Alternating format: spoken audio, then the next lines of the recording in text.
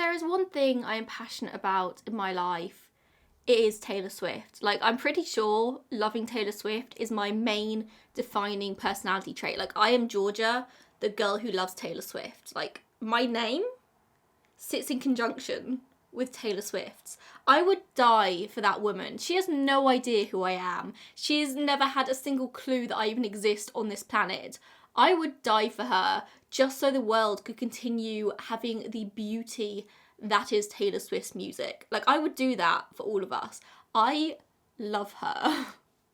She is just a lyrical genius. Her songs are so layered and multifaceted. There is a song in her discography for every single emotion you could possibly be feeling.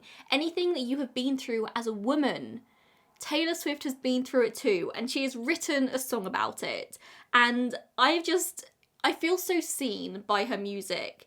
And if there are two things that I turn to when I'm sad, lonely, depressed, feeling down, it is Taylor Swift music and books. It's literature.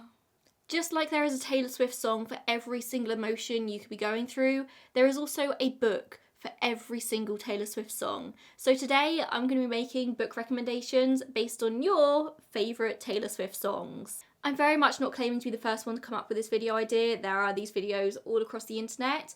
But I must say, all the videos I've watched on this topic over the years, the recommendations, they never quite hit for me. And I don't know if it's because a lot of people tend to read like fantasy and straight romance, and that's just not my kind of vibe.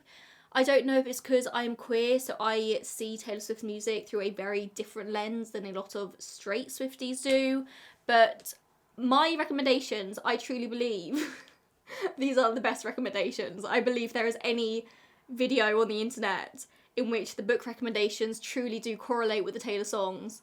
This is the one. Not to blow my own trumpet, but that's what I believe. That's what I believe. So I asked for you guys to share your favourite Taylor Swift songs on my community tab, and so many of you came through. So many of you listed like 10, 15, maybe even 20 songs, which truly I understand to my core. But it's great because it gave me so many songs to choose from. So today I'm going to recommend 10 books based on your favourite Taylor Swift songs. Let's go. Your first favourite song was Nobody, No Crime from Evermore. Being a true crime mystery thriller girly, I had so many options for this one. But my main inspiration for the book that I've chosen for this song is the fact that Taylor herself said this song was inspired by listening to true crime podcasts. In Nobody, No Crime, Taylor is telling this fictional story of a girl called Esty and a murder. And the podcast idea, I had the perfect book. And that is, of course, Sadie by Courtney Summers. This story is told through split narration, so you've got Sadie, who is a teenage girl out there to avenge her younger sister's murder. You, as the reader, you have no idea what it is that Sadie knows. You're just sort of like following her on her journey. She's clearly on a mission to get somewhere, but obviously very slowly the storyline unfolds. And then you've got Wes McCrae, the podcast host, and his segments are literally told through like a transcript. Where are they? Wait. It's like a podcast transcript where he is interviewing people, he is doing his own investigation, and the way that Courtney Summers is literally able to capture the voice of the podcast is so clever. If we're comparing it to Nobody, No Crime, I suppose Sadie is Esty and then Wes McCrae is Taylor telling the story. This book is one of my favourite books of all time. I absolutely devoured this. If you're interested in true crime, if you're interested in true crime podcasts or just like mystery thrillers in general, I cannot recommend this highly enough. I think quite a universal favourite Taylor Swift song is You're On Your Own Kid from Midnights. I love Midnights as an album. I feel like people like really glossed over that very quickly with the announcement of the Eras tour, and Midnights kind of got left behind. Midnights is literally my second favourite Taylor album ever, just after 1989. I think the songwriting on that album it's just mind-blowing. It is out of this world. It is so good. And I feel like she really captures the sort of like experience of growing up in You're On Your Own Kid. Realising that you are on your own in this world, that you can outgrow the town you grew up in, and you can figure out your own way in this world. And again, there are so many books you can choose for that. But for me, the choice was obvious. It was Yerba Buena by Nina LaCour. This is technically a sapphic romance, but I feel like the romance in this very much takes a back seat to the stories, the experiences of the two women in this relationship, Sarah and Emily. Whilst Emily had this upbringing where she was very close to her family, that sort of came with a lot of responsibility. She was sort of always put in charge of caring for her family, caring for her siblings, caring for her elders, and that put a lot of pressure on her as an adult. Whereas Sarah had a very opposite experience. She grew up in quite an abusive, neglectful home, and she left as soon as she could. As soon as she turned, like, I think 16, she upped and left and moved to LA, where she started this whole life by herself. And Sarah's really got to learn to be independent, to not worry about anyone else, just to care for herself. But along the way, she's also got to learn how to have these relationships with people, how not to push people away, and just be an adult in a very, very scary world. And to me, that very much encapsulates the story behind You're on Your Own, Kid. From sprinkler splashes to fireplace ashes, I called a taxi to take me there. I searched the party of better bodies just to learn that my dreams aren't rare. You're on your own, kid. You always have been. And then the jokes weren't funny. I took the money. My friends from home don't know what to say. I looked around in a blood-soaked gown and saw something they can't take away. Because there are pages turned with the bridges burned. Everything you lose is a step you take. So make the friendship bracelets. Take the moment to taste it. You've got no reason to be afraid. And that is just Sarah. That is Sarah in this story. As soon as I saw that one of you wrote Mirrorball, I knew exactly what book I wanted to talk about, but also I wanted to try and find something else, because this book, everyone knows this book. Like, everyone knows The Seven Husbands of Evelyn Hugo by Taylor Jenkins Reid. So I didn't want to talk about this book, even though it is one of my favourite books of all time.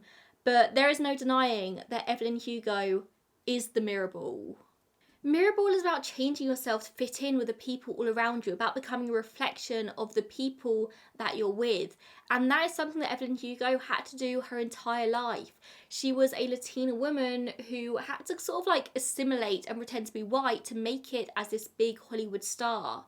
She then had to completely sort of flex herself into whatever these Hollywood execs, these studio execs wanted her to be, what the public, what the media thought that she should be, until one day she meets Celia St. James and realises that she can't do that anymore. She can't change who she is. She can't pretend to be someone she is not, because she is so deeply in love with Celia.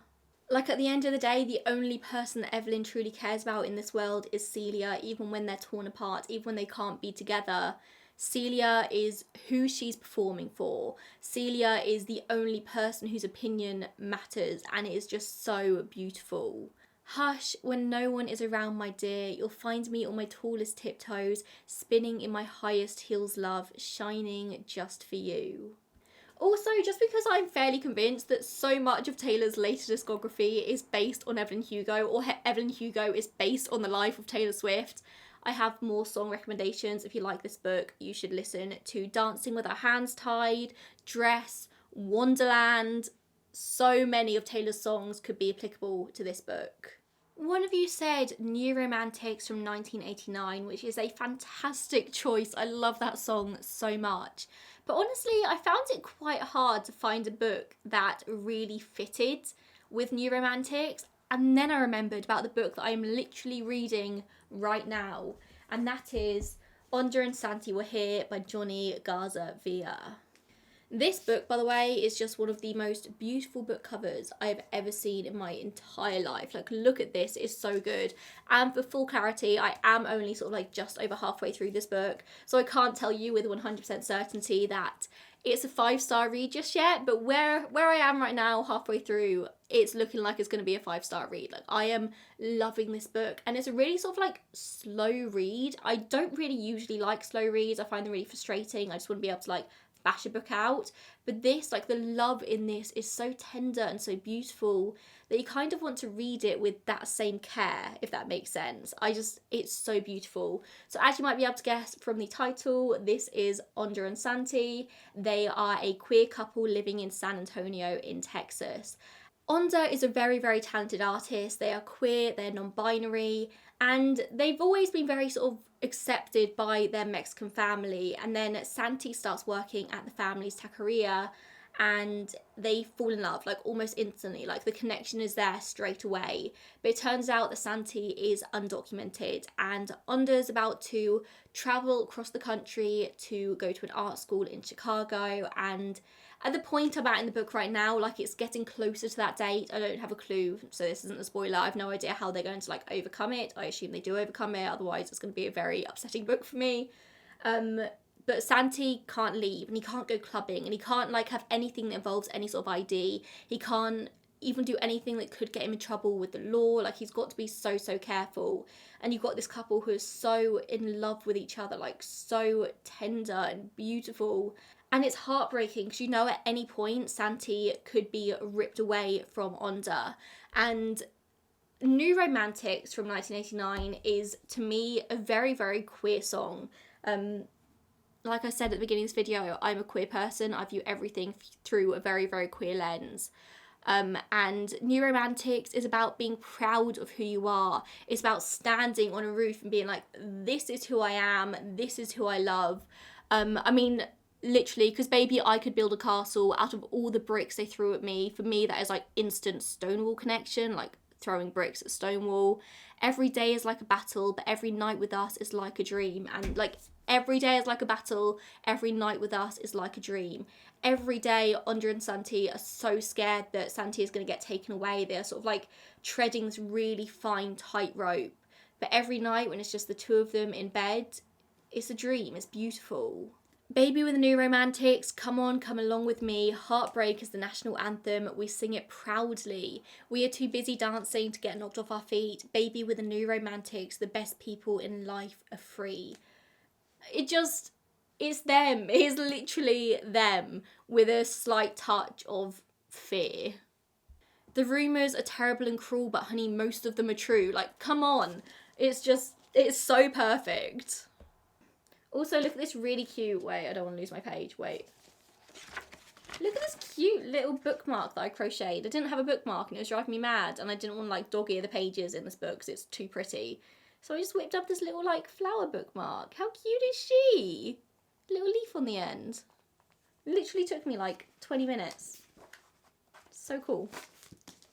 It is literally so hot in this house, so if I'm getting like progressively shinier, that is why I am melting. It is the hottest day of the year so far in the UK, I think. It is currently like 31 degrees where I am right now.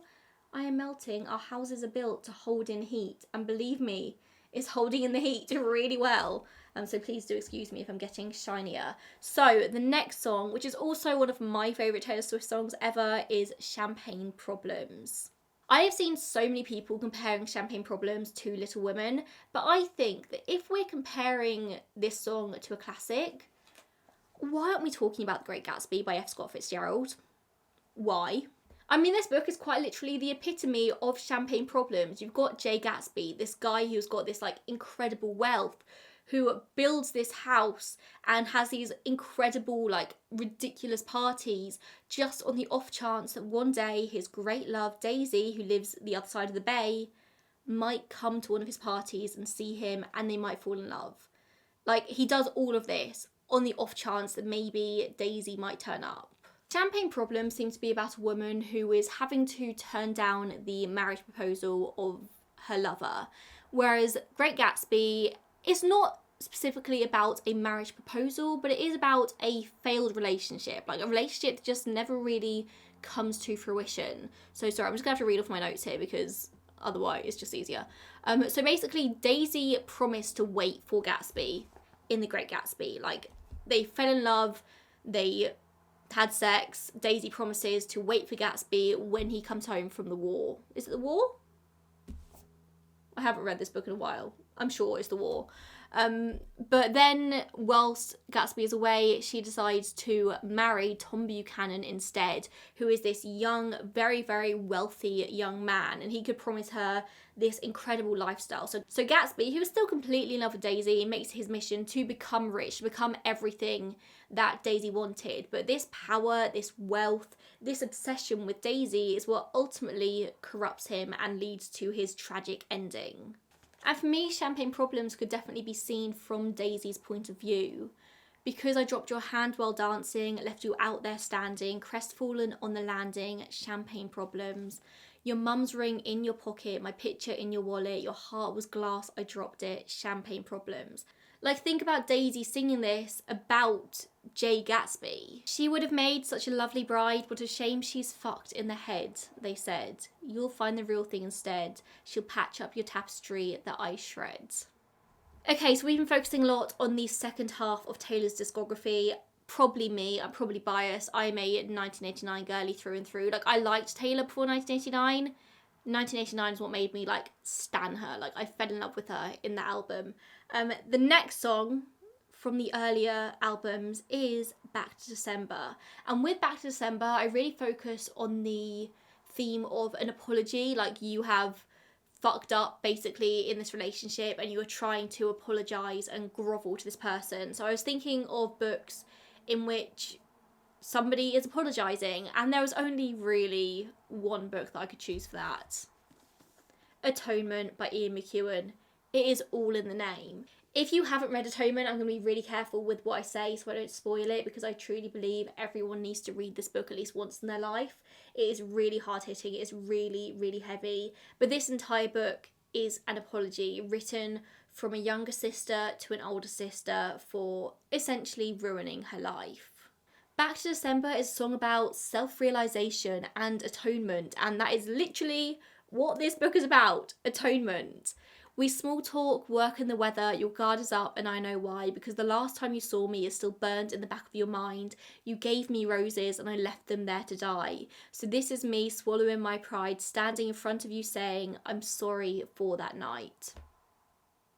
I really can't say any more because I do not want to spoil this book for anyone who wants to read it. Honestly, it's hard. It's a really hard read.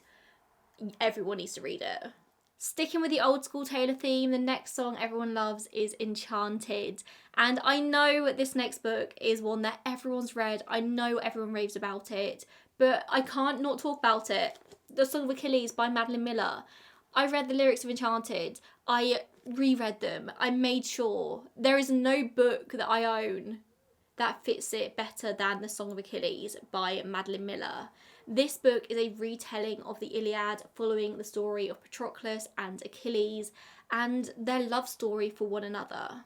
Like, the song Enchanted is about meeting somebody and having this like electric pull towards them, this undeniable chemistry, this inability to stay away from them. The lingering question kept me up, 2 a.m, who do you love? I wonder till I'm wide awake, and now I'm pacing back and forth, wishing you were at my door. I'd open up and you would say, hey.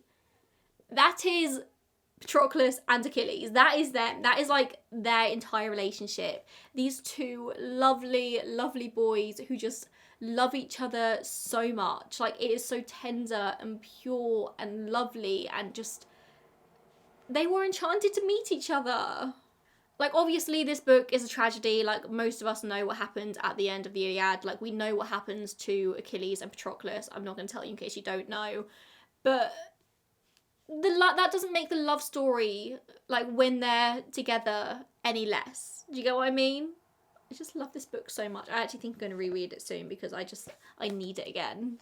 This is me praying that this was the very first page, not where the storyline ends. My thoughts will echo your name until I see you again.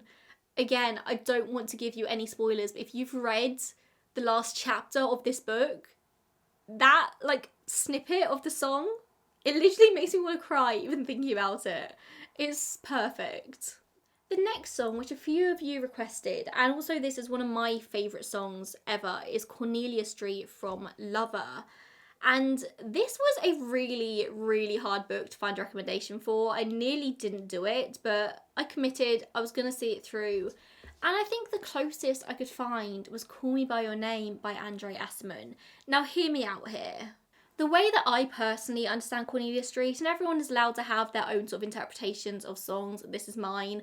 I see it as this friendship you've got with somebody and you like them. There's like definitely something more there. There's this spark, there's this tension between you, but you're too scared to say anything. And I think this is a very universal gay girl experience. Like, we all had the friends when we were 18 that we were completely hopelessly in love with, who were leading us on. And it just like, it was all very complicated and very contrived. And in Cornelius Street, this relationship actually works out. We've got windows swung right open, autumn air, jacket around my shoulders is yours. We bless the rains on Cornelia Street, memorise the creaks in the floor. Back when we were card sharks, playing games, I thought you were leading me on. I packed my bags, left Cornelia Street before you even knew I was gone. But then you called, showed your hand, I turned around before I hit the tunnel, sat on the roof, you and I. So in this situation, whatever it was, this person admitted that they had feelings, they stopped playing games, they were like, yes, this is how I feel about you. And Cornelia Street is the road on which Taylor Swift lived in the West Village in New York. And Call Me By Your Name, I feel that kind of tension there between Elio and Oliver.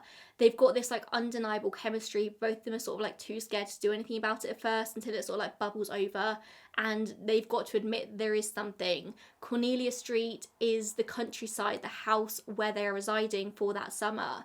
How neither Elio or Oliver can be in that place again without thinking of this person. Like, those two things are now intrinsically intertwined forever.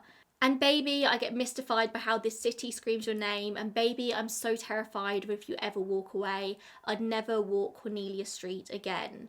Oliver can never go back there. Elio, as we find out in the sequel to this book, which by the way is pure trash, leaves, just like moves away, doesn't go back. They break up and they can't be in that place together again. And at the end of the song, it's I rent a place on Cornelia Street, I say casually in the car. So it's going back to the beginning verse of the song, the sort of like opening of their relationship, and the end of Call Me By Your Name is Elio sort of reminiscing and reflecting on their entire relationship now that he is alone and Oliver has gone back to the US. So it sort of also has that full circle moment.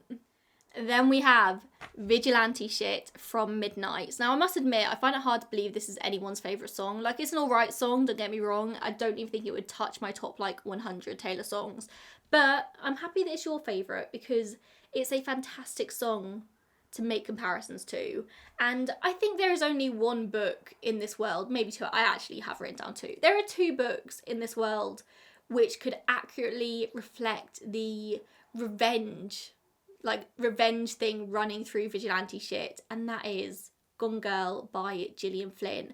I've said it before, I'll say it again, Gone Girl is the best psychological thriller book that has ever been written. Like, it is the best. And if you are talking a scorned woman who is wanting to get revenge on the men who have wronged her, Gone Girl. Gone Girl, Gone Girl, Gone Girl. I don't need to say anything more. Drew the cat eye sharp enough to kill a man. You did some bad things, but I'm the worst of them. Sometimes I wonder which one will be your last lie. They say looks can kill, and I might try. And then the entire song is basically about Taylor being like, I have outwitted you, I've outsmarted you, I am better than you. Every way you turn, I'm going to be 3 steps ahead of you. That is what Vigilante Shit is. That is what Gone Girl is. I don't start it, but I can tell you how it ends. Don't get sad, get even. Like, if I wasn't already pretty sure that Taylor has written this song based on her own life experiences, Scooter Braun, I would think that it was based on Gone Girl. Like, I would think the song was based on Gone Girl as a book, but I'm pretty sure it's based on real life experiences. But the other book that I have made comparisons to, and full disclosure, I haven't read this book, it has been top of my list for so long, but I just haven't done it yet, is The Girl with the Dragon Tattoo by Stieg Larsson. I have watched the movie, if that counts. I love the movie. People do say the movie is quite a true adaptation, so, but apparently, well, not apparently, I've seen the movie. I know it is also about a woman exacting revenge on the men who have wronged her. So that could be an option as well if you've already read Gone Girl. I really need to read that book. I really do. I'm going on holiday next week, and I might buy it just to read on holiday, finally. We're coming to the end now, but I have saved everyone's favourite Taylor song for the last recommendation here, and that is, of course, All Too Well, 10-minute version, Taylor's version, From the Vault. Just iconic. Like, that song is truly one of the best songs that has ever been released. Like, it is a masterpiece. It is so good. And I actually struggled to find a recommendation for this book. For this recommendation, I very much sort of stuck with the idea of being in a relationship with somebody who's older than you, somebody who has more power over you, you being in a position of submission whilst there's somebody very dominant over you, struggling to come up or struggling to make peace with the idea that this is your situation, this is what happened, sort of like making excuses for this person. And for that, there was really only one book that I could talk about, and yes, this is much darker than All Too Well 10-minute version. Like, I know it's much darker, but it's My Dark Vanessa by Kate Elizabeth Russell. Like, if we're talking about the overarching theme of All Too Well 10-minute version being the loss of innocence, this really does fit perfectly. So My Dark Vanessa is about a woman called Vanessa, and she is now like in her 30s, I think, but it's her reminiscing on a relationship she had when she was a teenager, when she was just 15 years old. She found herself in a very damaging relationship with one of her teachers, and it would come out that her teacher had done this again and again over the years to so many different women, and most of these women were able to sort of make peace with what happened. They were able to sort of like realise that they had been abused, whereas Vanessa really struggles to come to terms with the fact that she was abused, because even now in her 30s this man still holds power over her. She still sees herself as in love with him, she still thinks there is a future there, and it's a really harrowing, dark look at this kind of thing. Because like, I think a lot of the time when you hear about student-teacher relationships, you assume that the student gets over it and they look back and realise like what they done, they realise what a villain that teacher is, like how they were so innocent and the teacher was a full-grown adult doing these terrible, terrible things. But I suppose it's probably more true in life that they're not that transparent. Everything's not black and white, there's always that grey, and Vanessa has always sat very much in the grey with her experience, because she is still in love with this man, and nothing anyone can say will remove that love. They say all's well that ends well, but I'm in a new hell every time you double cross my mind. You said if we had been closer in age, maybe it would have been fine, and that made me want to die. The idea you had of me, who was she, a never needy, ever lovely jewel whose shine reflects on you. Time won't fly, it's like I'm paralysed by it. I'd like to be my old self again, but I'm still trying to find it. After plaid shirt days and nights where you made me your own, now you mail back my things and I walk home alone. But you keep my old scarf from that very first week, so it reminds you of innocence and it smells like me. Like, that, what happened to Taylor there was dark enough. Like, being in a relationship with somebody so much older than her, it was a clear violation of her innocence. In My Dark Vanessa, that is all just magnified. So there you go, there are 10 book recommendations based on your favourite Taylor Swift songs. Now in the comments, I want you to make recommendations for me based on my favourite Taylor Swift songs. And they are, I mean, I've included a lot of them in this video. Wait, we're going to go Wonderland, Dress, New Year's Day. I love New Year's Day. And where's my favourite Taylor Songs album? Maroon, Hits Different, False God, anything for False God, that'd be great. Mine, Ivy, The Lakes, so many. If you can make me recommendations on any of those books, or if you've got other recommendations for any of your favourites, then please do put them in the comments down below. Thank you so much for tuning in today. I've had so much fun making this. I will make another one if you want. Why not? I'll see you in the next one. Bye guys.